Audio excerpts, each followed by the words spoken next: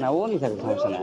Khilkhet BRTA চলছে এডি জিয়াউর রহমানের ঘুষের মাধ্যমে অদক্ষ পরীক্ষার্থীদের পাস বাণিজ্য।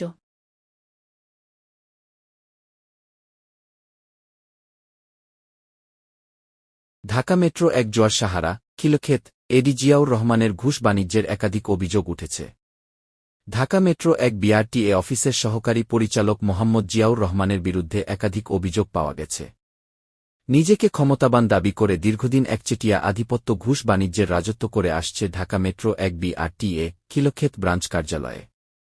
তথ্য অনুসন্ধানে জানা যায় বিগত ফেসিস সরকার, আওয়ামী লীগের দোসর বড় রাঘব বোয়াল ও নেতাকর্মীদের খুব কাছের লোক পরিচয় দিয়ে এই এডি জিয়াউর রহমান এমন কোনো অপকর্ম নেই যা তিনি ঢাকা মেট্রো এক খিলক্ষেত ব্রাঞ্চ কার্যালয়ে বসে করেন না।